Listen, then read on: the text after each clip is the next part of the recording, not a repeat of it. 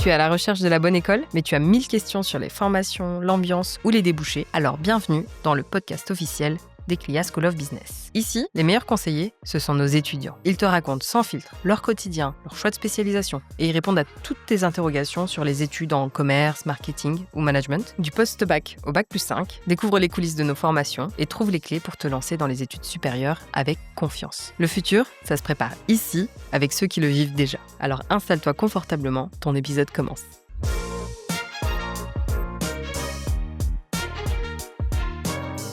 Bonjour à tous, ici Martin et vous écoutez le podcast officiel d'Eclia School of Business, l'école de commerce de la CCI de Lyon Métropole, présente à Écully et Saint-Étienne. Pour ce premier épisode, j'ai le plaisir d'accueillir Lisa. Comment vas-tu Lisa ? Ça va super et toi ? Ça va. Est-ce que tu peux s'il te plaît te présenter à nos auditeurs ? Donc je m'appelle Lisa Verdolini, j'ai 21 ans et je suis à Eclia en deuxième année du Bachelor Luxury Business.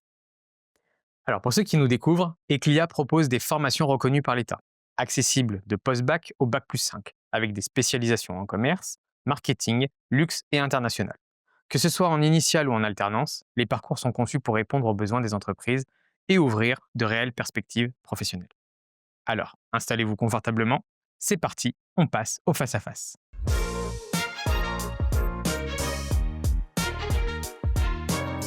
Nous voilà dans le face-à-face, Lisa. Dans cette partie, l'idée c'est de discuter de ton parcours au sein d'Eclia. Ça te va ? Parfait. Pourquoi as-tu choisi Eclia et la spécialisation luxe ? Alors j'ai repris mes études après 2 années de césure où j'ai travaillé en restauration dans un restaurant étoilé et dans le groupe Bocuse.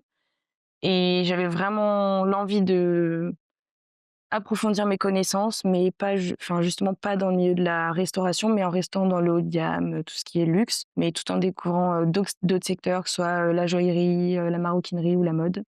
Et je savais pas forcément quelle école faire, je voulais faire une école de commerce et j'ai trouvé Eclia qui était pas forcément loin de chez moi et du coup, avec cette spécialisation, en plus il y a pas beaucoup d'écoles qui l'ont, il me semble, donc c'est pour ça que j'ai choisi, Tout Eclia. répondait à tes besoins. C'est ça. Concrètement, qu'est-ce qu'on apprend dans ce bachelor ? C'est hyper varié parce que ça va être, la première année, c'était plutôt, sur la vente. Après, on voit tout ce qui est marketing. On a aussi des cours, spécialisés, sur, des secteurs, justement sur l'horlogerie, la joaillerie. On a aussi, un cours qui s'appelait Luxe 360 où on va vraiment voir, même ce qui est immobilier, automobile.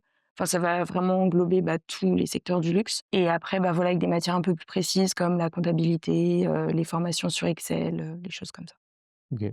Peux-tu nous parler des matières ? Y a-t-il des cours qui t'ont particulièrement marqué depuis le début de ta formation ? Je dirais moi que c'est l'anglais parce que j'aime bien l'anglais et je pense que c'est la matière, primordiale dans ce secteur. Donc c'est plutôt intéressant. Après, en cours un peu plus approfondi, je dirais marketing. J'aime bien tout ce qui est secteur du marketing. Voilà. Est-ce que tu peux nous parler d'un des projets sur lesquels tu as travaillé et ce que ça t'a apporté ? Il y en a plein, je dirais, le dernier que j'ai fait, c'était en management. On devait, prendre, un directeur, enfin un PDG d'une entreprise, du luxe. Donc, moi j'ai choisi Montblanc, j'ai pris le nouveau PDG et en fait, il fallait vraiment analyser, son comportement via des articles, via, des salariés qui ont pu, faire des commentaires, tout ça et vraiment analyser son type de management. Donc, après bon, c'est très, très large, hein, ça prenait plusieurs pages. Mais c'était plutôt approfondi et du coup, j'ai bien aimé, faire ces recherches, tout ça. Ok. Est-ce qu'il y a des stages ? Oui, j'en ai déjà effectué un et là, j'en recherche, pour ma deuxième année. Du coup, j'ai fait, en première année, mon stage, chez Montblanc, en tant que conseillère en vente. Ok. Ça s'est bien passé ? Ouais, c'était super. Est-ce que tu vas partir à l'international pendant tes études ? C'est aussi pour ça que j'ai choisi l'école parce que du coup, là, en deuxième année, je pars dans une semaine. On part à l'étranger, du coup, moi, je pars au Bahreïn, destination, hyper cool. Quels sont tes meilleurs souvenirs de ta première année ? Je dirais que c'est plutôt mes rencontres, parce que j'avais très peur, de pas forcément m'intégrer avec la différence d'âge au début. Au final, il y avait des gens qui avaient mon âge. Du coup, il y a pas eu de soucis et j'ai rencontré des super personnes. Donc, je pense que c'est ça et surtout on a fait un séjour, à Milan et on était tous ensemble, on était dans une auberge de jeunesse, donc avec des grandes chambres, donc j'étais avec toutes mes copines et c'était vraiment trop bien. Trop bien. Merci beaucoup Lisa. Maintenant, on va passer au vrai-faux.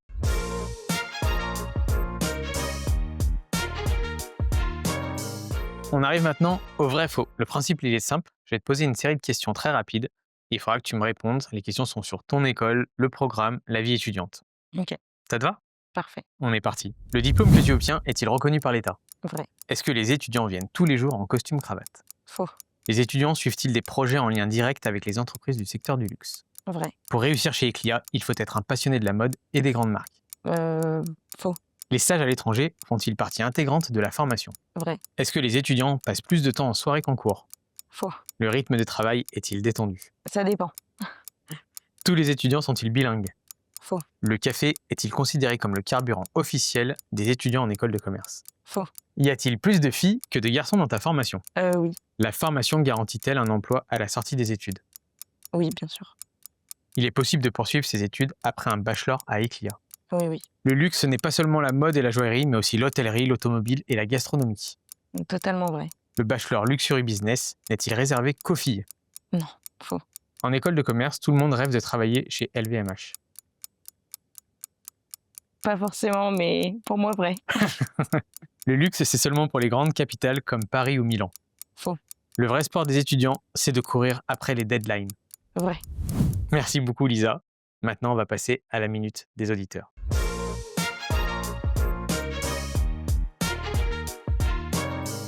On passe maintenant à la rubrique qui vous donne la parole, la minute des auditeurs. Tout au long de l'année, qu'elle ce soit sur les salons étudiants, des journées portes ouvertes ou sur nos réseaux sociaux, vous nous avez posé des tas de questions.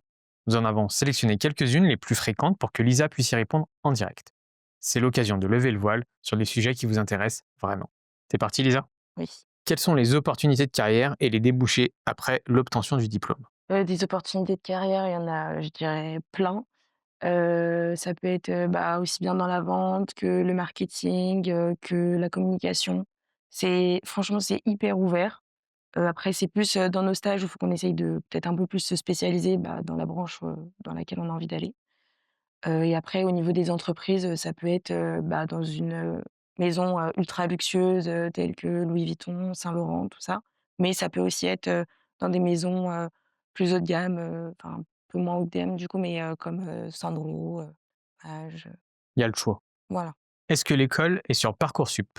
Non, elle est pas sur Parcoursup, c'est à travers un concours. Quels sont les critères d'admission et le processus de sélection pour intégrer la formation? Donc c'est un entretien, oral avec, des personnes de la pédagogie de l'école où, il faut un peu raconter notre vie, notre parcours, pourquoi on choisit cette école. Du coup, voilà, vraiment voir si notre personnalité, elle match, avec le programme. Ok. Combien coûte la formation? La formation, elle coûte, environ 7 000 €. Est-ce que c'est une école publique ou privée? C'est une école, privée qui appartient à la chambre des commerces de Lyon. Quel est l'accompagnement mis en place par l'école, notamment pour la recherche de stage? Pour la recherche de stage, donc en première année, on a eu un événement qui a été organisé où on a plusieurs entreprises qui sont venues, directement au campus, où il y avait, les partenariats qui se présentaient et ensuite, on était divisés en plusieurs groupes et un à un, on devait se présenter, donner notre CV, expliquer, pourquoi nous et pas quelqu'un d'autre. Du coup, c'était des entretiens, assez rapides, en fait et après on a pu être sélectionnés comme ça ou sinon, par contact à travers des intervenants. Moi, ça a été mon cas. C'est un intervenant, qui m'a fait rentrer chez Montblanc donc voilà, du coup, on est plutôt aidés, que ce soit et par l'école, mais aussi les intervenants, ils sont aussi présents. Ok. Des sorties et événements sont-ils organisés pour les étudiants? Oui, comme je l'avais dit précédemment, on est partis à Milan pendant, 4-5 jours, où on a fait, plein de choses. On a fait musée Alfa Romeo. Après, on a visité la ville, visité le théâtre. Enfin, c'était, assez varié et on a été, libres aussi, pas mal de temps. On a aussi assisté à des salons pendant l'année dernière. On a fait le salon, LVMH. C'était plus, là pour aussi donner nos CV, c'était un peu une sorte de recrutement sur place. Ça se passait à Lyon. Et là, je sais que, demain non, la semaine prochaine, on va, à l'Intercontinental, visiter l'hôtel avec, notre prof de gestion hôtelière. Y a-t-il un service de restauration sur le campus? Il y a pas une cantine à proprement parler, mais il y a un food truck, qui est là tous les jours avec, salade, sandwich et sinon, on a une salle où on peut, faire chauffer nos plats.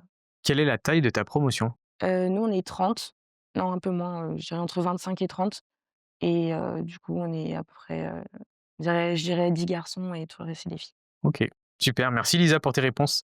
On passe tout de suite au roco.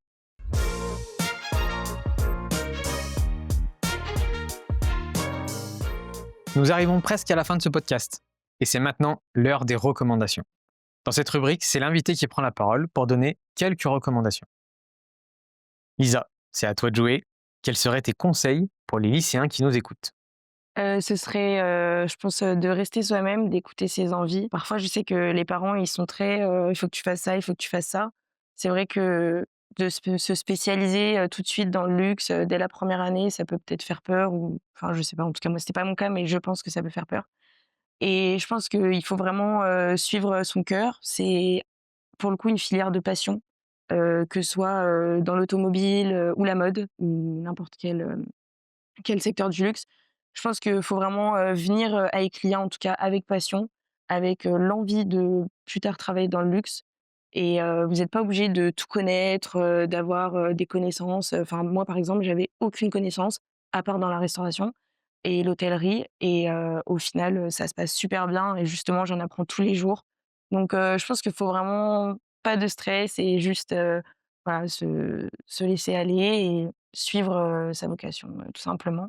Et pour les aider, même encore plus, est-ce que, Eclia met en place des choses? Je crois qu'il y a des journées portes ouvertes, ce genre de choses? Oui, il y a des journées portes ouvertes, on peut, justement, vous pouvez venir visiter le campus, aussi voir si vous vous sentez bien, à l'intérieur de l'établissement, le découvrir. On a des salles qui sont, relativement neuves, enfin l'établissement lui-même est neuf presque, donc voir si ça nous correspond, aussi parler avec des élèves parce que, là, vous avez mon avis, mais sur les portes ouvertes, on peut parler avec, plein d'autres élèves, donc c'est ça aussi qui est intéressant. Tu avais participé toi du coup à ces journées portes ouvertes, quand, Moi, j'avais plutôt fait des salons, j'étais allée dans des lycées justement, pour, discuter directement avec des élèves, qui étaient intéressés ou pas et d'ailleurs, il y a des gens qui étaient pas forcément intéressés. En leur, parlant de la filière, petit à petit, ça leur plaît. Super, merci, Lisa pour ce partage qui je pense, donnera envie, à des futurs lycéens de venir découvrir l'école. Merci beaucoup. Avec plaisir.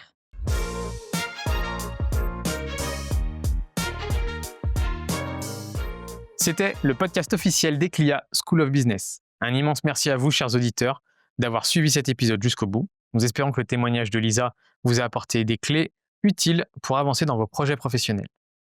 Merci beaucoup, Lisa, pour ton partage et ton témoignage. C'était très intéressant. Merci à toi de m'avoir accueillie. Et puis, n'hésitez pas à aller voir Lisa, du coup, si jamais vous la rencontrez sur des journées portes ouvertes éventuellement. Ça sera avec plaisir. Si vous avez encore des questions, n'hésitez pas à nous contacter sur notre site internet ou sur nos réseaux sociaux. Merci encore pour votre écoute. Nous espérons vous retrouver très bientôt pour un nouvel épisode du podcast Eclia School of Business. Restez connectés. À très vite.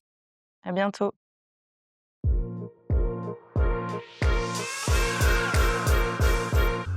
Cet épisode t'a plu? N'oublie pas de liker, commenter et t'abonner pour ne manquer aucun épisode du podcast officiel d'Eclia School of Business. S'il y a des sujets que tu voudrais retrouver dans les prochains épisodes, écris-nous sur les réseaux sociaux et partage tes idées. À bientôt!